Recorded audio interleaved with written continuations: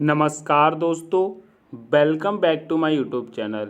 मेरे इस YouTube channel में आप सभी का स्वागत है।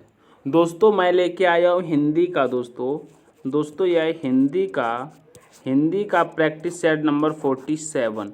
दोस्तों 47 प्रैक्टिस सेट नंबर ये है। इससे पहले दोस्तों 46 प्रैक्टिस सेट करा चुका हूँ। अगर अभी तक आपने यह दोस्तों हिंदी के प्रैक्टिस सेट नंबर 46 नहीं देखे हैं तो आप मेरे यूट्यूब चैनल के प्लेलिस्ट में जा कर के हिंदी की प्लेलिस्ट ओपन करके क्रम वाइज 1 2 करके सारे प्रैक्टिस सेट जरूर देख लें। ठीक है, तो दोस्तों मैं ज़्यादा ही टाइम वेस्ट नहीं करूँगा। दोस्तों स्टार्ट करते हैं अपने प्रैक्टिस सेट नंबर 47 को। पहले प्रश्न दोस्तों स्टार्ट करेंगे और अंतिम तक चलेंगे। ठीक है, तो दोस्तों हमारा पहला प्रश्न कह रहा है, उसका हृदय इतना कोमल है कि मित्र तो क्या वह अपने डैड डैश को भी चोट नहीं पहुंचा सकता। तो बताइए यहाँ पर डैड डैश पे क्या आया। कह रहा है उसका हृदय इतना कोमल है कि मित्र तो क्या वह अपने डैड डैश को भी चोट नहीं पहुंचा सकता। बताइए सहयोगी, विपक्षी, प्रतिरोधी या शत्रु। तो यहाँ पर दोस्तों क्या आ जाएगा, डेड डैश की जगह पर खाली स्थान की जगह पर आ जाएगा दोस्तों क्या, शत्रु। वह अपने शत्रु को भी चोट नहीं पहुंचा सकता। ऑप्शन नंबर डी करेक्ट हो जाएगा। ठीक है, नेक्स्ट प्रश्न की तरफ चलेंगे। नेक्स्ट प्रश्न कहता है मेरे प्यारे साथियों, कह रहा है देश रक्षा के लिए प्रत्येक नागरिक को खाली स्थान रहना चाहिए। यानी यहाँ पर दोस्तों डेड डैश खाली स्थान की जगह पर क्या आएगा। बताइए देश रक्षा के लिए प्रत्येक नागरिक को प्रबुद्ध रहना चाहिए, संबद्ध रहना चाहिए, उद्धत रहना चाहिए या दोस्तों उद्धृत रहना चाहिए। बताइए तो यहाँ पर क्या हो जाएगा दोस्तों, उद्धृत रहना चाहिए। क्या, उद्धृत रहना चाहिए। ठीक है, ऑप्शन नंबर डी इसका भी करेक्ट हो जाएगा। नेक्स्ट प्रश्न की तरफ चलेंगे। नेक्स्ट प्रश्न कह रहा है दोस्तों अरविंद शब्द का पर्यायवाची शब्द बताइए। बताइए अरविंद शब्द का पर्यायवाची शब्द क्या होगा, केवड़ा, कमल, गुलाब या दोस्तों कल्प वृक्ष। अरविंद शब्द का पर्यायवाची की बात करते हैं तो दोस्तों इनमें से क्या हो जाएगा दोस्तों, हो जाएगा क्या, कमल। अरविंद का क्या होता है पर्यायवाची, कमल। ऑप्शन नंबर बी करेक्ट हो जाएगा। अगले प्रश्न की तरफ चलेंगे। अगला प्रश्न कहता है दोस्तों सही वाक्य का चयन करें। दोस्तों इसमें से आपको सही वाक्य ढूंढना है प्रश्न नंबर 4 का। तो बताइए, कह रहा है तुलसी अवधि के श्रेष्ठ कवि और सूर ब्रजभाषी है। ठीक है, नेक्स्ट कहता है तुलसी और सूर अवधि और ब्रजभाषा के श्रेष्ठ कवि हैं। फिर कहता है तुलसी और सूर क्रम से अवधि और ब्रजभाषा के श्रेष्ठ कवि हैं। बताइए इनमें से क्या हो सकता है, तुलसी अवधि के श्रेष्ठ कवि और ब्रजभाषा के सूर हैं। तो आपको दोस्तों समझ में आ रहा होगा यहाँ पर राइट आंसर क्या होना चाहिए। कह रहे तुलसी और सूर क्रम से अवधि और ब्रजभाषा के श्रेष्ठ कवि है। तो ऑप्शन नंबर सी तो यहाँ पर हमको बिल्कुल फॉलो हो तो दिखाई दे रहा है। तो दोस्तों ना ही ए होगा, ना बी, ना ही डी। ठीक है, ऑप्शन नंबर सी हमारा करेक्ट होगा। ठीक है, नेक्स्ट प्रश्न देखेंगे। प्रश्न नंबर 5वां कहता है सही वाक्य का चयन करें। दोस्तों सही वाक्य का चयन करें। बताइए जीवन और साहित्य का घोर संबंध है। दोस्तों जीवन और साहित्य का अगाध संबंध है, जीवन और साहित्य का घनिष्ठ संबंध है या दोस्तों जीवन और साहित्य का निकट संबंध है। बताइए तो यहाँ पर राइट आंसर क्या होगा, कहेंगे जीवन और साहित्य का घनिष्ठ संबंध है। क्या, ऑप्शन नंबर सी यहाँ पर भी फॉलो होता है।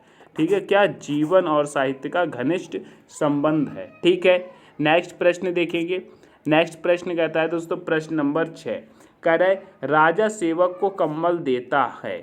दोस्तों राजा सेवक को कम्बल देता है, वाक्य में रेखांकित पद में कौन सा कारक है। दोस्तों कौन सा कारक हो जाएगा, कर्ता कारक, कर्म कारक, संबंध कारक या दोस्तों संप्रदान कारक। बताइए तो यहाँ पर कह रहा है राजा सेवक को कंबल देता है, तो हमारा दोस्तों हो जाएगा कर्म कारक। क्या हो जाएगा, कर्म कारक हो जाएगा। ऑप्शन नंबर बी करेक्ट होगा। नेक्स्ट प्रश्न देखेंगे। नेक्स्ट प्रश्न कह रहा है दोस्तों, कह रहा है खिसियानी बिल्ली खंबा नीचे, मुहावरे का सही अर्थ है। बताइए, कह रहा है खिसियानी बिल्ली खंबा नीचे या दोस्तों खंबा खींचे। बताइए अपनों से बड़ों पर क्रोध करना, दोस्तों कायरतापूर्ण व्यवहार करना, किसी बात पर शर्मिंदा होकर क्रोध करना या दोस्तों अपनी शर्म छिपाने के लिए व्यर्थ झुंझुना होना। बताइए क्या होगा। तो यहाँ पर कह रहा है खिसियानी बिल्ली खंबा नीचे का मुहावरा का सही अर्थ क्या होगा। तो यहाँ पर कहेंगे दोस्तों किसी बात पर शर्मिंदा होकर क्रोध करना। ठीक है, तो option number D option number C इसका भी करेक्ट होगा। नेक्स्ट प्रश्न देखते हैं। नेक्स्ट प्रश्न कह रहा है काठ की हांडी बार बार नहीं चढ़ती। मुहावरे का अर्थ बताएंगे दोस्तों। काठ की हांडी बार बार नहीं चढ़ती। बताइए। दुर्भाग्य की मार बार बार नहीं होती है। बुरे दिन हमेशा नहीं रहते हैं। छल कपट का व्यवहार हमेशा नहीं चलता है। लकड़ी का बर्तन अग्नि से जल जाता है।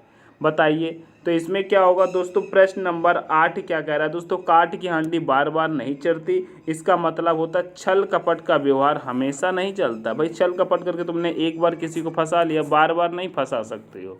ठीक है, तो ऑप्शन नंबर सी हमारा करेक्ट होगा।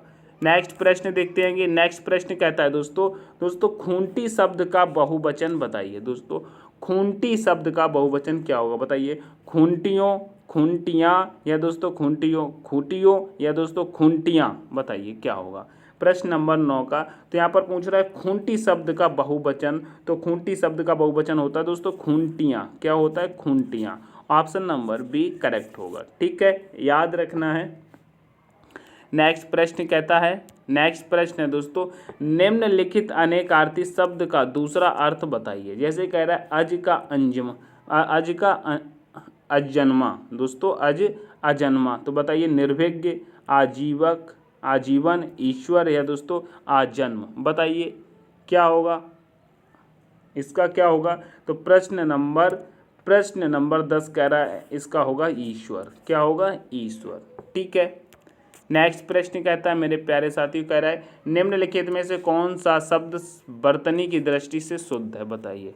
निम्नलिखित में से कौन सा शब्द वर्तनी की दृष्टि से शुद्ध है। बताइए। प्रतिनिधि, प्रतिनिधि, या दोस्तों प्रतिनिधि, या दोस्तों प्रतिनिधि। बताइए क्या होगा। सारे ऑप्शन में आप देखेंगे कहीं ना कहीं पर इसमें मात्राओं का हेरफेर है। तो दोस्तों बड़े अच्छे से प्रश्नों को देखना है। प्रश्न नंबर 11 का शुद्ध क्या होगा, तो कहेंगे प्रतिनिधि। क्या होता है, प्रतिनिधि होता है, ना कि दोस्तों प्रतिनिधि, या फिर दोस्तों ना ही प्रतिनिधि। प्रतिनिधि ये भी नहीं होता है, और दोस्तों प्रतिनिधि ये तो बिल्कुल भी नहीं होता है। ठीक है, तो ऑप्शन नंबर डी यहाँ पर करेक्ट होगा। नेक्स्ट प्रश्न कहता है दोस्तों, कह रहा है विलोम शब्द चुनिए। दोस्तों क्रस, क्रस का दोस्तों विलोम शब्द की बात कर रहा है। तो बताइए हष्ट पुष्ट, केस, भव, भव, विपट। बताइए बिटप, बिटप। ऑप्शन नंबर दोस्तों इसका क्या हो जाएगा करेक्ट, प्रश्न नंबर 12 का। तो दोस्तों कहेंगे हष्ट पुष्ट। क्या होगा, हष्ट पुष्ट। ऑप्शन नंबर ए करेक्ट होगा। नेक्स्ट प्रश्न कहता है विलोम शब्द चुनिए अल्पज्ञ। अल्पज्ञ का विलोम शब्द क्या होता है, अभिज्ञ, अवज्ञ, कृतज्ञ, या दोस्तों सर्वज्ञ। बताइए। प्रश्न नंबर 13 का। तो दोस्तों कहेंगे अल्पज्ञ का होता है दोस्तों सर्वज्ञ। क्या होता है, सर्वज्ञ। ऑप्शन नंबर डी करेक्ट हो जाएगा। नेक्स्ट प्रश्न की तरफ चलेंगे। तो कह रहा है विद्यालय में जापान को, दोस्तों विद्यालय में जलपान को उत्तम उत्तम प्रबंध में कोई त्रुटि नहीं। दोस्तों यहाँ पर त्रुटि की बात कर रहा है। तो बताइए विद्यालय में जलपान को उत्तम प्रबंध है, कोई त्रुटि नहीं है। बताइए इसमें से दोस्तों क्या हो जाएगा। विद्यालय में, जलपान में, उत्तम संबंध में, दोस्तों कोई त्रुटि नहीं है। प्रश्न नंबर 14। तो कहेंगे दोस्तों जलपान में। दोस्तों जलपान में क्या होता है, कहते हैं जलपान में क्या, ऐसा और नहीं होता। ऑप्शन नंबर दोस्तों बी करेक्ट हो जाएगा। नेक्स्ट प्रश्न कहता है दोस्तों मुझे रेलगाड़ी में यात्रा करना अच्छी लगती है, कोई त्रुटि नहीं है। बताइए अच्छी लगती है, समझ में आ रहा होगा। तो बताएंगे मुझे रेलगाड़ी में यात्रा करना अच्छी लगती है, कोई त्रुटि नहीं है। बताइए मुझे रेलगाड़ी में यात्रा करना अच्छी लगती है, ऐसा होता है क्या। प्रश्न नंबर 15। तो बताइए यहाँ पर अच्छी लगती है, यही दोस्तों गड़बड़ है। तो यहाँ पर कहेंगे अच्छी लगती है। दोस्तों यहाँ पर होगा मुझे रेलगाड़ी में यात्रा करना अच्छा लगता है, ऐसा हो सकता है। मुझे रेलगाड़ी में यात्रा करना अच्छी लगती है, ऐसा नहीं होता है। ऑप्शन नंबर सी करेक्ट होगा। ठीक है, आगे बढ़ेंगे प्रश्न नंबर 16 की तरफ। कह रहा है करुण रस का स्थायी भाव क्या होगा। बताइए करुण रस का स्थायी भाव क्या होगा, शोक, रति, हास्य, या दोस्तों उत्साह। तो दोस्तों करुण रस की बात कर रहा है यहाँ पर दोस्तों, इसका स्थायी भाव होता है क्या, स्थायी भाव होता है शोक। क्या होता है, शोक। ऑप्शन नंबर ए आपका करेक्ट होगा। ठीक है, नेक्स्ट प्रश्न की तरफ चलेंगे। नेक्स्ट प्रश्न कहता है दोस्तों मैं खाना खा चुका था, इस वाक्य में कौन सा भूतकालिक भेद है। बताइए मैं खाना खा चुका था, इस वाक्य में कौन सा भूतकालिक भेद। बताइए संदिग्ध भूत, सामान्य भूत, पूर्ण भूत, या दोस्तों आसन्न भूत। बताइए क्या होगा। प्रश्न नंबर 17। तो कहेंगे दोस्तों पूर्णभूत। क्या होगा? पूर्णभूत। ऑप्शन नंबर सी करेक्ट होगा। नेक्स्ट प्रश्न देखेंगे। नेक्स्ट प्रश्न कह रहा है निम्नलिखित में से कौन सा शब्द तत्सम है? बताइए। आंख, अग्र, आग, आज। बताइए कौन सा तत्सम शब्द है इनमें से 18 का? तो दोस्तों 18 कहेंगे अग्र जो है वह तत्सम शब्द है। क्या? अग्र। ठीक है, ऑप्शन नंबर बी करेक्ट होगा। नेक्स्ट प्रश्न है दोस्तों, कह रहा है ठठेरा शब्द का लिंग परिवर्तित कीजिए। दोस्तों ठठेरा शब्द का लिंग परिवर्तित करिए तो बताइए ठठेरिनी, ठठेरी, या दोस्तों ठठारी, या दोस्तों ठठेरिन। बताइए क्या होगा? प्रश्न नंबर 19 का। तो दोस्तों अगर ठठेरा की बात कर रहा है, किसकी? ठठेरा की बात कर रहा है, इसका दोस्तों लिंग परिवर्तन करेंगे तो हो जाएगा दोस्तों ठठेरिन। क्या होगा? ठठेरिन। क्या होगा? ठठेरिन। याद रखेंगे, ऑप्शन नंबर डी करेक्ट होगा। ठीक है। नेक्स्ट प्रश्न कह रहा है दोस्तों पर्वत की तलहटी एक शब्द है। बताइए पर्वत की तलहटी का एक शब्द क्या होता है? बेसिन, घाट, दोस्तों उपत्यका, या दोस्तों द्रोण। बताइए इसका राइट आंसर क्या होगा? पर्वत की तलहटी। प्रश्न नंबर 20 पूछ रहा है तो कहेंगे घाटी। क्या होता है? पर्वत की तलहटी का मतलब होता है दोस्तों एक शब्द में घाटी। क्या? घाटी। ठीक है। नेक्स्ट प्रश्न देखेंगे। नेक्स्ट प्रश्न कह रहा है कंजूसी से धन व्यय करने वाला के लिए एक शब्द है। दोस्तों कंजूसी से धन व्यय करने वाला के लिए एक शब्द है। बताइए मस्त, मितव्ययी, दोस्तों अल्पव्ययी, दोस्तों कृपण। बताइए क्या होगा? प्रश्न नंबर 21 पूछता है तो कहेंगे इसका दोस्तों कृपण होता है। क्या होता है? कृपण। ठीक है, ऑप्शन नंबर डी करेक्ट होगा। नेक्स्ट प्रश्न कह रहा है निम्नलिखित में से कौन सा तद्भव, दोस्तों तद्भव शब्द है? बताइए कृपुत्र, अभिज्ञ, उलूक, या दोस्तों इष्टिका। बताइए क्या होगा? तद्भव शब्द की बात कर रहा है प्रश्न नंबर 22 तो कहेंगे अभिज्ञ। क्या? अभिय। क्या कहेंगे? अभिय। ऑप्शन नंबर बी करेक्ट हो जाएगा। ठीक है, याद रखा जाएगा ये।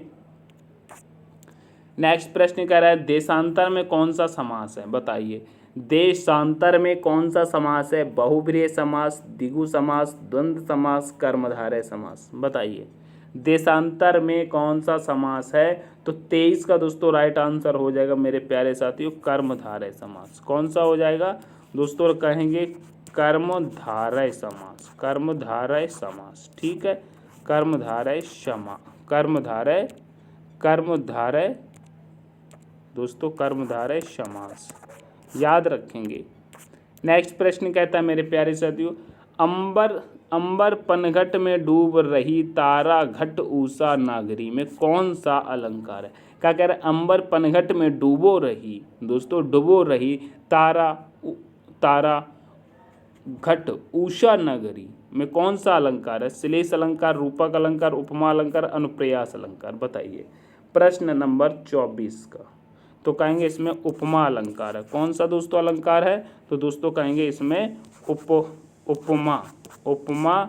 उपमा अलंकार है। क्या? उपमा अलंकार। ठीक है, याद रखेंगे। नेक्स्ट प्रश्न कहता है दोस्तों निर्धन में कौन सी संधि है? बताइए निर्धन में कौन सी संधि है? छड़ संधि, व्यंजन संधि, विसर्ग संधि, या दोस्तों अयादि संधि। दोस्तों यहाँ पर जो छड़ संधि लिखी है, क्या छड़ संधि लिखी है, पहली बात तो मैं इसको बता दूं, यह दोस्तों छड़ संधि नहीं होती है, यड़ संधि होती है। क्या होती है दोस्तों? यड़ संधि होती है। यहाँ पर दोस्तों टाइपिंग मिस है।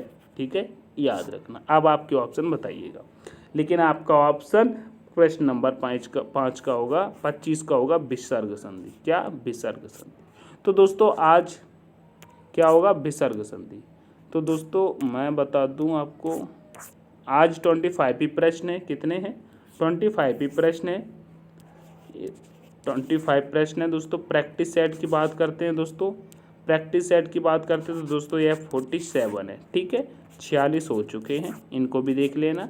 अगर दोस्तों यह क्लास आपको पसंद आती तो एक बार लाइक तो करना बनता ही है, लाइक करेंगे और दोस्तों के साथ शेयर करके चैनल को सब्सक्राइब जरूर कर लेना। ठीक है, इतना काम आपको करना ज़रूर है। और दोस्तों अगर आपको इसकी PDF चाहिए तो हमने डिस्क्रिप्शन में टेलीग्राम का लिंक दे रखा है, वहाँ से आप टेलीग्राम ज्वाइन करके इसकी PDF प्राप्त कर सकते हैं। ठीक है, धन्यवाद। Thanks for watching.